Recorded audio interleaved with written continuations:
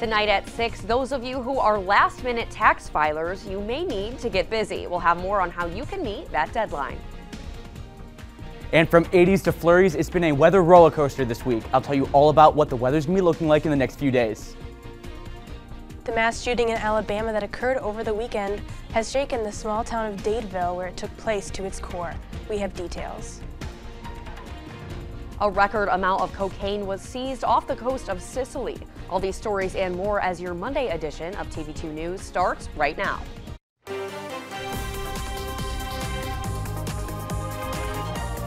This is TV2 News.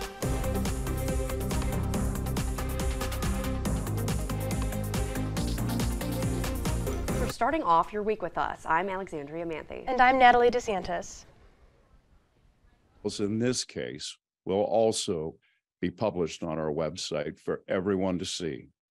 The reason I decided to begin publishing all of the evidence that our investigators find was to help each community that has a tragedy like this to understand what actually happened and to know that the investigation was thorough, expert, and independent, to know the truth. That was Ohio Attorney General Dave Yost as he held a press conference in result of the outcome of the killing of Akron citizen Jayland Walker. The grand jury decided not to charge the 8 officers involved in this indictment. The grand jury had been deliberating over this case for a week. During the conference, Yost gave his condolences to Walker's family and friends. I grieve the loss of this promising young life, although I recognize that no words of mine can offer much comfort to his family. I do hope they will find some comfort in this. Ohio is unified today in mourning the loss of their son and family member. Businesses in Akron began boarding up their windows last night in anticipation of protests. Akron Mayor Dan Horrigan said in a statement that the city will, quote, remain committed to listening to our residents and making space for their voices and concerns while also prioritizing everyone's safety, end quote. TV2 will continue to update you on this story as it develops. And the Undergraduate Symposium for Research, Scholarship, and Creative Endeavors kicked off in the Student Center today. The symposium was scheduled to coincide with the National Undergraduate Research Week, April 17th through the 21st. Kent State students from all 8 campuses were able to show their research and scholarly work to build upon their resume. All work must be completed in collaboration with a faculty or graduate student mentor, and cash prizes are available. Hillel is inviting everyone interested to join them at the Spirit Rock tonight at 7 to say prayers and a vigil for those who died during the Holocaust. Afterwards, participants will silently walk to the MAC, where a 24-hour name reading will begin. This event is an opportunity to honor and remember both survivors and those who lost their lives. All are welcome and are asked to wear black. Student leaders on campus are holding a community dialogue session this Friday to discuss Ohio Senate Bill 83. The coalition is comprised of Black United Students, Sister Circle, Ohio Student Association, and the Male Empowerment Network. The discussion will include potential effects of the bill on Kent State's diverse student population. The session will be held from 11 to 2 in the Student Center.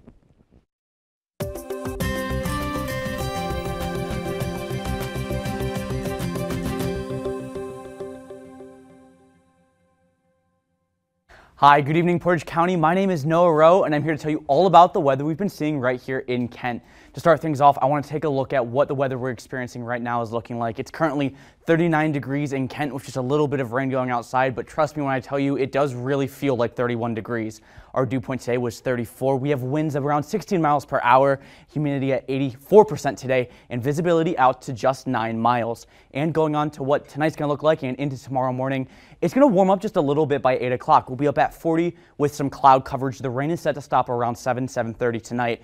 At midnight, we're going to cool back down to 37 degrees, and we're going to keep those clouds. And tomorrow, we're going to be seeing early temperatures 8 a.m. at 35 degrees. Finally, let's take a look at your full forecast for tomorrow. It's going to be a high of 48 degrees, but a low around in the 30s. It's going to be cloudy all day, and we have a potential to see some snow flurries throughout the early morning and afternoon. Sunset's going to be at 8:08 p.m., and we're going to have winds coming in from the west at 16 miles per hour. And that is all the time for weather I have for you at the moment, but I'll be back later on in the show to tell you all about what weather we'll be seeing this week. Tax season is coming to a close. That's right, and the deadline to file your taxes is tomorrow, and our reporter Sydney Brown has some tips for those who may be filing last minute. Yes, that's right, guys. So tax day is tomorrow, and as the semester is wrapping up, taxes are not something you want to procrastinate any longer. For some last-minute tips on filing your taxes, I spoke to accounting professionals in Kent. Take a look. Tuesday is tax day, and it's urgent that students are ready to turn in their taxes. We get a few extra days this year because of April 15th falling the weekend and a federal holiday, so tax returns need to be filed by tomorrow. If you aren't able to file your 1040, you can get an automatic 6-month extension to file. This deadline is quickly approaching, but there are options if you have not yet filed your taxes. It's important to remember that is not an extension to pay. It is just an extension to file. You can do that online. I think IRS Free File. You can file it. You have to come up with an estimate of what you think you owe and submit that electronically to the government. If you do not pay the taxes on time, you're subject to a 5% underpayment penalty, 5% per month, up to 5 months, so 25% of the underpayment. And there's interest on top of that. So even if you can't get your return filed, you want to come up with a very good estimate of how much you think you owe. It is crucial that taxes are filed on time in order to file other vital documents like the FAFSA. And at least for most students, it's typically not going to be a super long process to get your taxes taken care of. There's lots of resources online, things like Free Tax USA, TurboTax, that are often free options, at least for your federal filing. But some students are taking advantage of the online submission. I think my dad and I turned in all of our stuff like on last Friday. I believe I did it online because like the mail-in, I've heard that can take a lot longer to actually get a refund, yeah. But in the future, there are resources on campus to help students file their taxes. We offer VITA, that's Volunteer Income Tax Assistance. We sponsor it here at Kent State, so we have student volunteers who go through IRS certification. They will prepare for free any returns for students, and next year we are also going to work on international students as well. So for anyone struggling this year, come see us on campus next year and we will help you with your tax returns. Now that is just a general overview of some of the tips I have based off of our professors to get your taxes in tonight or tomorrow. Right, and now students, I'm sure they have a lot of different ideas on what they can spend that return on, but what's one good idea? A smart way to reinvest this money would be to open a Roth RIA. So Professor Net really emphasized this because it's a smart way because it locks your money until you retire, but it grows at a really high interest rate and it doesn't get taxed. So that's the real benefit of it, and it's different from just a traditional RIA because that would get taxed when you were to take it out. Pretty cool. Gotcha. Great. All right. Thank you so much, Sydney. Of course. And Bliss, Ohio, the first medical marijuana dispensary in Kent and the second in Portage County, is opening this week. The shop will be located at 331 East Main Street, right next to the Kent Municipal Court Building. It follows in the tracks of Super Good Medical Marijuana Dispensary, which opened in the first week of April, and in turn is followed by 2 more dispensaries that are pending approval in Akron and Cuyahoga Falls. And now moving on to an update in the East Palestine derailment. The South Track has been reinstalled following soil testing. Norfolk Southern will now focus on track restoration before moving on to the remediation work on the North Track next week. Norfolk Southern President Alan Shaw said they are working to, quote, clean up the derailment site and make it right for the community of East Palestine. A group of animal lovers have banded together to organize a ballot initiative that would enforce change in the Summit County Animal Control Center in Akron. The new law would formalize procedures and require an annual independent inspection and review by an animal care expert that has no affiliation with the county. The group currently has 10% of the 22,000 signatures needed to get the measure onto November's voting ballot. and less Ohioans are wanting to go to college. That's according to recent data from the Ohio Department of Higher Education that shows a 12% decrease in enrollment. That data shows a dip from fall 2012 to fall of 2022. Chancellor of the department, Randy Gardner, says more high school students may be opting for a career or technical school instead. The state of Ohio has granted more than $1 million to Salem and Youngstown. The Compass Family and Community Services in Mahoning County will receive this grant to put toward hiring mentors who will work with victims and high-risk individuals. The hope is that through mentoring and connecting participants to resources, the perception of violence will change and it will be seen as preventable. Boston, Massachusetts is remembering the 10th anniversary of the tragic Boston Marathon bombing. More on this year's race. And a Kremlin critic has been sentenced to 25 years in prison for speaking out about the war in Ukraine. We have more on the sentencing. Tomorrow's news leaders. Today's top stories. From an award-winning student newsroom. This is TV2 News, truly Portage County. A mass shooting at a Sweet 16 birthday party in Alabama resulted in 4 deaths and 28 people injured. The party was being held at a dance studio in Dadeville on Saturday when the shooting occurred. Residents of the town have stated in interviews that the shooting has rocked their small, close-knit community. In a place where everyone knows each other, a tragic event like this affects all.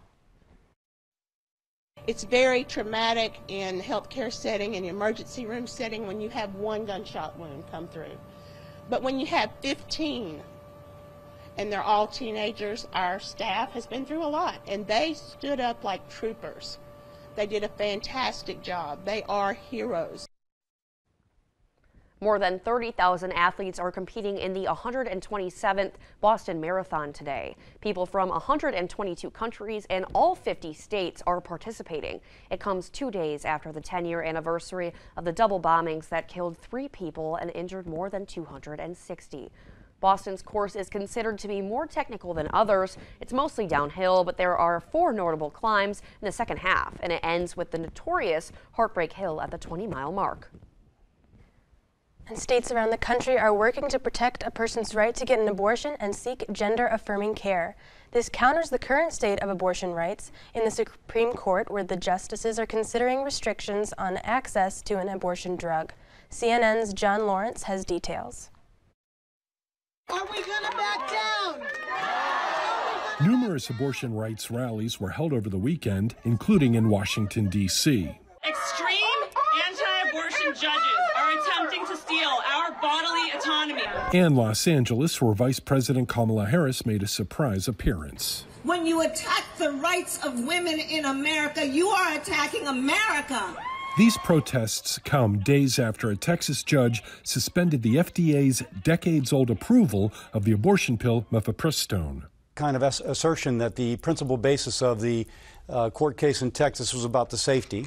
And I think specifically it said that it was supposed to, the accelerated pathway was supposed to approve a drug to treat an illness. It is a stretch to call a pregnancy an illness. Supreme Court Justice Samuel Alito extending a lower court's hold on the ruling at least until Wednesday night to allow the justices to fully examine the issue. In the meantime, sides remain drawn. In my state, we are a pro-life state. We have legislation which is far more pro-life than it is in, say, California. But the Californians keep their law and we keep our law, and that's the way it's going to work out nationally. If any Republican thinks that voters have simmered down on the abortion issue, they are wrong. It's going to that is going to continue well into the next presidential race. I'm John Lawrence reporting. The Dominion voting system's defamation case against Fox News has been delayed. The trial was set to start Monday, but it was pushed off until Tuesday. Dominion sued Fox, saying the network defamed it when anchors claimed that the company's voting machines somehow switched votes for former President Donald Trump and gave them to Joe Biden. Dominion says those statements hurt its business, and Fox knowingly made these false claims because it didn't want to lose some of its viewers. Dominion is suing Fox for $1.6 billion. In keeping with electronics, we have more on the rollout of new systems and possible shutdowns of some current apps. That's right. With the latest in technology, we have our own Skylar Edington. Hi guys, yes. While technology is full of new advancements and cool new features, it can also be surrounded by controversy. TikTok is an example of this. With many rumors of the app being banned in the U.S., it may actually become a reality in Montana. Friday, a bill was sent to Governor Greg Gianforte's desk that would ban the app within state lines. Although users wouldn't suffer any penalty, app stores could be subject to a fine of $10,000 per violation per day. The White House has recently been making efforts to expand access to electric vehicles in the U.S. The Biden administration announced partnerships with Uber and Zipcar, a part of the EV Acceleration Challenge.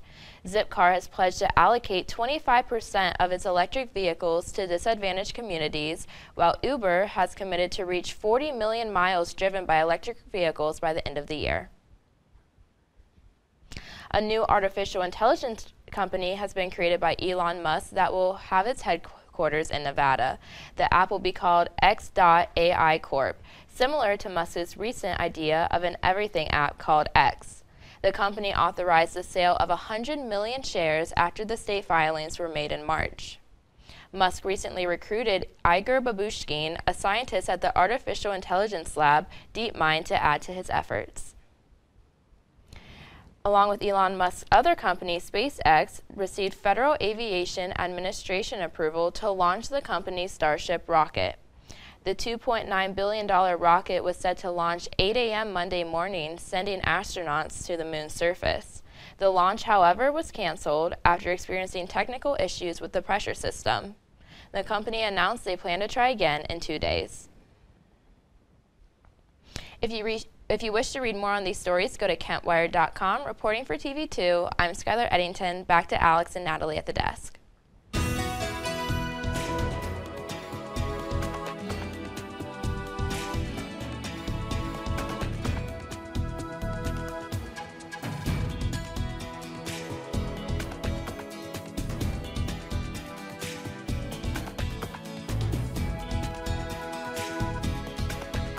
In Missouri, cleanup efforts are underway after 7 tornadoes tore through the St. Louis area Saturday evening.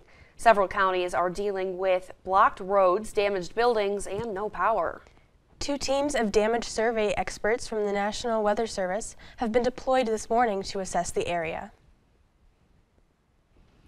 Now, while we're not going to be seeing any severe weather anytime soon, it sounds like next week's going to be pretty crazy. Yeah, pretty much a roller coaster. I think Noah has a little bit to say about all that. Hey, Noah. Absolutely, guys. Once again, we're not going to be seeing anything quite extreme, but I wasn't joking when we said absolute roller coaster. But first, let me tell you all about temperatures from across the state of Northeast Ohio. As you can see, looking up near the lake, we have a collection of 40s. 43 in Sandusky, 42 in Cleveland, and blocked by my head, a 42 degrees in Ashtabula. Also, we can see we have 39 in Kent as well as 43 in Youngstown, bringing us with 37 in Mansfield and 38 in the city of Worcester. Moving on to temperatures from all across the state of Ohio, we have 42 in Akron, 39 in Lima, 42 in Dayton, and 43 in Columbus, and we start to get warmer towards the southern side of the state with a 50 in Cincinnati and a 47 in Athens, and Steubenville, our final city of the state, will be at 44 degrees. And your 7-day forecast tomorrow, as I said earlier on, we're going to be looking at the potential for a couple of snow flurries, but right off the heels of that, we'll be going up to 67 on Wednesday. How about that? Followed by 80s on Thursday. So on Friday, we'll be seeing 70-degree temperatures and some rain, and Saturday, we'll see more of that rain and go down to 60, bringing us to Sunday, where we're going to see a rain and snow mix at 47 degrees with a low of 33. Finally, don't you worry, we'll be warming right back up on Monday with a high of 51 degrees and some sun. And that is all the time for weather I have tonight. Wow, well, it sounds like a lot of ups and downs throughout the week. Lots of sun and then lots of snow. Truly, you know, just your typical Ohio weather for you, I guess. Yeah, absolutely. Absolutely. It's going to be a rather weird and wacky week in weather, but I think we'll get through it, and our summer is just around the corner. That's right. Thank you so much, Noah. Thanks, Noah.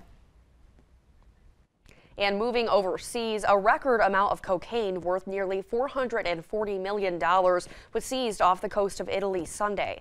Italy's financial police recovered a record amount of cocaine during a routine surveillance flight off the eastern coast of Sicily on Sunday, according to a statement.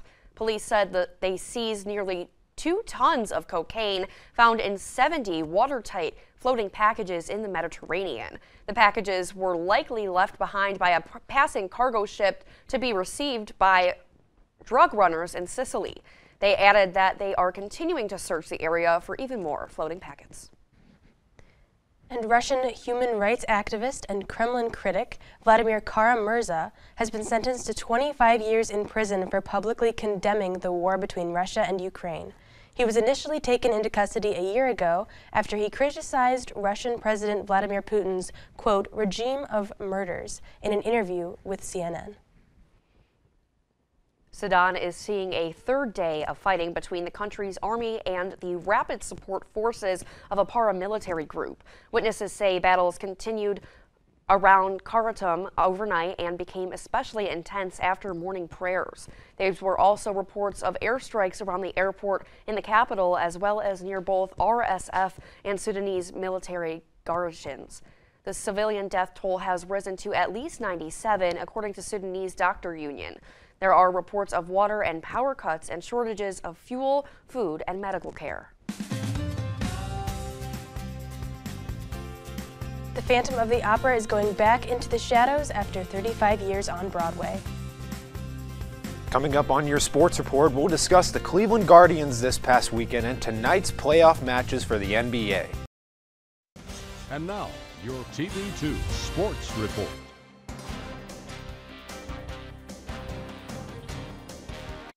How you doing, everyone in Portage County? Dom O'Brien here, and welcome back to your Monday Sports Report. We'll have some local and professional sports in the lineup today, so let's get right to it. We'll start with the Golden Flashes men's baseball team, who completed a sweep against Akron this past weekend. These two local teams dueled through a series of lightning delays for the first game, and Kent State won 3-0. Joe Whitman for the Flashes pitched 5 shutout innings with 6 strikeouts. The second game was a back-and-forth battle between the two, but Kent State prevailed 9-6. Aiden Longwell was named MAC Player of the Week, and Mitch Scott was named MAC Pitcher of the Week. The men's and women's track and field team took part in the Cherry Blossom Invitational and the Brian Clay Invitational over the weekend. The Golden Flashes had 16 total victories on the day, highlighted by a couple of fantastic performances. Asa Hodrick had a personal best 100-meter dash time of 10.27. That's the fourth time someone has clocked a sub-10:30 time in program history. Alicia Shaw won the discus event with a personal best throw of 163 feet and 7 inches. You can find all of the victories on KentStateSports.com. Moving on to the MLB, the Guardians went 2-1 this weekend in their series against the Washington Nationals. The Guardians struck first, winning 4-3 on Friday, then following it with a 6-4 win on Saturday, which concluded with a Josh Bell RBI double to score Oscar Gonzalez. Washington bounced back on the Sunday finale, winning 7-6 with 2 highlight reel catches from Lane Thomas and Alex Call. The Guardians will begin their series against the Detroit Tigers tomorrow with a doubleheader because of today's weather delay. Now let's talk playoff basketball. We are getting into Game 2 of each series in the 2023 playoffs, so let me break it down for tonight's action for you in less than 30 seconds. The 3 and 6 seed in each conference play each other tonight starting at 7:30 p.m. The Philadelphia 76ers play the Brooklyn Nets at Philadelphia, and the Sacramento Kings play the Golden State Warriors in Sacramento later at 10 o'clock. The Kings will look to win their first playoff series since 2004 against the defending champions in the Warriors. And that's all we have for you for tonight's sports report, but please be sure to check out a brand new episode of Sports Corner tonight at 8 o'clock sharp. I've been Dom O'Brien, and we will see you next time. All right, well, thanks, Dom. Some new changes to McDonald's burgers may have you loving it. The items and when you can get your hands on a new and improved juicy burger. Welcome back. Get ready for some chances to grab some of your favorite burgers at McDonald's. The restaurant chain says it is upgrading its signature burgers, including softer buns, gooier cheese, and onions added right from the grill. Big Macs will be served with even more sauce. The upgrades will be also made to the McDouble, the classic cheeseburger, double cheeseburger, and hamburger. McDonald's says the new menu will be available across the country by early next year. Phantom of the Opera is taking its final bow. After 35 years, composer Andrew Lloyd Webber's iconic musical is closing Sunday evening. That makes Phantom of the Opera Broadway's longest-running show, which includes nearly 14,000 performances. New York City honored and thanked Webber last week with a key to the city. Webber said Broadway is the reason why so many people come to New York, and he's thankful to have been part of the community. Aw, that's awesome. So precious. Have you seen Phantom of the Opera? I've seen some of it. I am more like into the soundtrack. I absolutely understand. Beautiful music, for you sure. know, I have not seen Phantom of the Opera, all the way through until last weekend, surprisingly enough. Well, perfect. Yeah, so. Like on stage or like the movie version? With my mom in the basement watching it on television. Comfort of your own home. Exactly. Yep. Of course. All right. Well, that is all the time we have for you today. Thank you so much for joining us. For updates on all these stories and more, visit KentWired.com and follow us on social media on all platforms at Kent Wired. I'm Natalie DeSantis. And I'm Alexandria Manthey. Have a great night, Portage County. Broadcasting from the campus of Kent State University. Streaming online at KentWired.com.